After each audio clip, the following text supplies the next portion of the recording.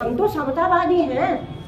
जो उच्च जाति के लोग हैं उनमें भी आपको समतावादी मिलेगा। रामविलास शर्मा ने जितने जूते खाए अपने ही कौम से, अपने ही समाज से, एक सही बातें समतावादी मूल्यों की पैरवी करने के लिए, तो हमें उनका भी स्वागत करना है। अगर वहाँ से भी कुछ लोग हमें मिलते हैं।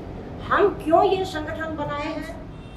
हम दलितों की आवाज़ को आगे क्यों ले जाना चाहते हैं? क्योंकि वो अन्याय के से पीड़ित रहे, हम उस अन्याय को दूर करना चाहते हैं। तो रास्ता क्या होगा? हम समता का ही तो रास्ता चाहते हैं, बराबरी का। भाई दलित अगर को उत्पीड़न हुआ तो हमें क्यों ऐतराज है उसको? इसीलिए ना कि ये न्याय विरुद्ध है, ये अनैतिक है।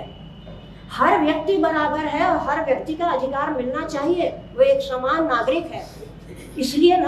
इसलिए हम दलित के लिए बोलना चाहते हैं।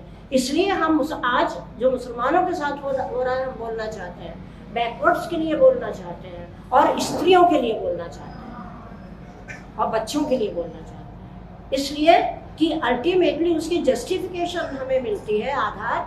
हम एक ऐसा समाज चाहते हैं जहाँ पर न्याय हो, सब बराबर समझे जाएं, किसी के साथ जाति, धर्म, जेंडर इत्यादि के आधार पर पक्षपात ना हो। हम न्याय और समता के आधार पर समाज बनेंगे। अगर ऐसा है तो हम लड़ेंगे, आवाज उठाएंगे, संघर्ष करेंगे, लेकिन वो काम नहीं करें, वो स्टाइल नहीं अपनाएंगे जो 15% हमारी नैतिकता फर्क है उनसे। इसलिए हम उनकी तरह नहीं करेंगे। ये हमें नहीं कहना चाहिए, कभी भी नहीं कहना चाहिए कि हम उनकी तरह काम करें। हम बिल्कुल कसम खाते हैं कि उनकी तरह नहीं करेंगे। हम नया समाज बनाएंगे और उनके बिल्कुल विपरीत यानी समतावादी मूल्यों के आधार पर काम करेंगे और न्याय सबके लिए देंगे। ये न्याय नहीं होगा कि आप बलात्कारियों को हम इस आधार पर छोड़ें कि बलात्कारी मुसलमान है या हिंदू है, और बलात्कार किसके ऊपर हुआ है, मुसलमान लड़की के ऊपर हुआ है या हिंदू लड़की के ऊपर। मैं बेहद भद्दी बात कह रही हूँ, मैं जानती हूँ, मैं बहुत भद्दी बात कर रही हूँ, पर वो भद्दापन देश में हो रहा है, इसलिए मैं वो भद्दी बात छेड़ रही हूँ। ये भद्दापन देश में आज हम देख रहे हैं। 1 महीने से ज़्यादा पुरानी बात कह रही हूँ, ज़्यादा 2.5 महीने, 15 अगस्त स्वतंत्रता दिवस जो हुआ बिल्किस बानो के केस, फिर राम रहीम छोड़े गए, फिर अंकिता, 2 अंकिताएं हैं जिनके बलात्कार हुए हैं, और शायद दोनों की हत्या भी हुई है, ये मैं श्योर नहीं हूँ। ये अभी हाल 1-1.5 महीने के अंदर की बात है। एक का बलात्कारी मुसलमान था, दूसरे का भाजपा का सदस्य हिंदू था। कितना बवाल एक पर, दूसरे पे पूरा मौन, पूरी चुप्पी दूसरे पर, क्योंकि वो भाजपा की गंगा में था तो पवित्र हो गया था दूसरा वाला। तो हम वो बात नहीं करना चाहेंगे, 15% वाली बात नहीं करना चाहेंगे। फिर तीसरी बात मैं ये कहना चाहती हूँ, ये जो कहा गया कि हम पढ़ना नहीं चाहते, तो बहुत बार ये जागरूकता नहीं, ऐसा नहीं चाहते नहीं, वो हौसला नहीं है, वो हौसला हमारा तोड़ा गया है। उस तरीके उससे हमें कोई फायदे भी नहीं दिखते। हमारी पहली है हमें भोजन तो मिले, हमें कम से कम बीमारी में, लाचारी में दवा तो मिले, क्योंकि वो पढ़ाई जो हमें दी जा रही है, पढ़ाई उससे सूचनाएं मिलती है, करियर मिलता है, और उन्हीं डिग्रियों सर्टिफिकेट के आधार पर नौकरी मिलती है। तो हम भी ये कहेंगे पढ़ाई जरूर। मैं भी उसी बात को 4 बार रेखांकित कर रहा हूँ, लेकिन साथ में एक बात जरूर चलनी चाहिए कि हम कौन सी पढ़ाई चाहते हैं। वो कैरियर बनाने वाली तो जैसी तैसी हो, चलिए बच्चे को भेजिए, क्योंकि उसी के आधार पर उसको नौकरी अगर है नौकरियां तो मिलने वाली है। कंपटीशन उसी सर्टिफिकेट और डिग्रियों से मिलेगा। तो मजबूरी है कि हम उस रद्दी घिसी पिटी शिक्षा और वही खराब किताबें पढ़वाएं उसको। ये मजबूरी है, तो हम भी कहेंगे पढ़वाइए, इसलिए कैरियर बनवाना। लेकिन आपको पता है क्या क्या है? हमारी शिक्षा में बताया जा रहा है छोटे से बच्चे को, जिसके दिमाग में वो किताबें एकदम उतर जाती हैं, इसलिए कि उसका दिमाग अभी खाली है।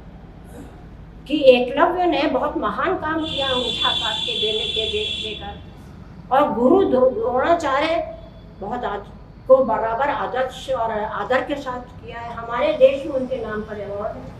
एक बार मैंने अपनी संस्था की तरफ से एक प्रोटेस्ट भेजा था कि नाम हटाइए, ये तो बड़ा घटिया किस्म का टीचर था, बहुत घटिया किस्म का गुरु था।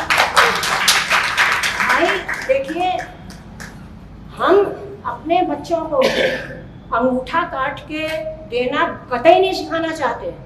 हम आज अपने बच्चों को ये सिखाना चाहते हैं कि कोई अगर नंबर 1 पहले अगर कोई तुमको शिक्षा देने से मना करता है, दूसरे को, चूंकि वो ऊंचे खानदान का है, वो राजघराने का था अर्जुन, तो आप संपत्ति और हौफा मतलब समझते हैं ना, हौफा शब्द यानी जो धाकड़ है, उसके घराने के लोगों को तो शिक्षा देने को तैयार हो और एक गरीब आदिवासी बच्चे को देने को तैयार नहीं हो, तो उस गुरु को हम गुरु नहीं मानते और उसको दक्षिणा योग्य तो कतई नहीं मानते।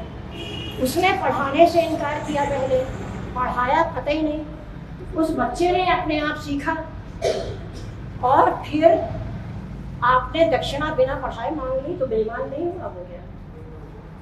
और फिर ऊपर से दक्षिणा में वो अंगूठा मांगता है। चालाकी देखी आपने, क्योंकि वो धनुष विद्या की ही तो बात थी, कोई कलम से लिखने वाली बात तो थी नहीं कि चित्रगुप्त आते बीच में।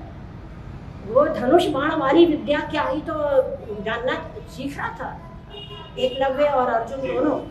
अर्जुन से बेहतर कोई ना निकलने पाए, इसलिए अंगूठे से ही तो चढ़ाई जाती है कमान कैसे चढ़ाई जाती है, तो वही कटवा लिया तो उसकी विद्या बेकार हो गई। ऐसा गुरु जो कि शिक्षा दान करने में भेदभाव करे, और भेदभाव का आधार ऊपर से एक और घटिया बात, एक तो मना करना घटिया बात, बुरी बात, ऊपर से जो आधार है उसका वो बेहद अनैतिक कि एक राजघराने का एक मामूली आदिवासी है बच्चा, जरूरत तो ज्यादा आदिवासी को ही है, वरना राजघराने में तो कोई दूसरा भी गुरु तलाश लाता है। और तीसरी बात, बिना शिक्षा दिए आप दक्षिणा ले रहे हो। चौथी बात, दक्षिणा में आप उसकी कला ही छीन ले रहे हो, उसका ज्ञान ही छीन ले रहे हो। तो हम अपने बच्चे को ये नहीं सिखा रहे, हमारी किताबें ये सिखा रहे हैं, हमारी किताबें बहुत कुछ खराब सिखा रही हैं, क्योंकि हम लोग, मैं पर्सनली और हमारी संस्था 3 बार किताबों की लाइन ब लाइन, पन्ना ब पन्ना एनालिसिस करके सरकारों को दे चुकी है। और हम लोगों ने बहुत कायदे से किताबों को पढ़ा है, प्राइवेट स्कूलों के भी और मदरसों के स्कूलों में भी, जो कि जमात इस्लामी से रन है। वैसे मदरसे बहुत सी संस्थाओं से रन किए जाते हैं, जमात वाले नहीं है। और उनकी एनालिसिस करके हमने पेश किया था कि भाई इनको बेहतर बनाया। और तो उसमें वो तो विषय आज है नहीं तो हम आपको बताते हैं क्या क्या खराब बातें, और बहुत खराब बातें हैं।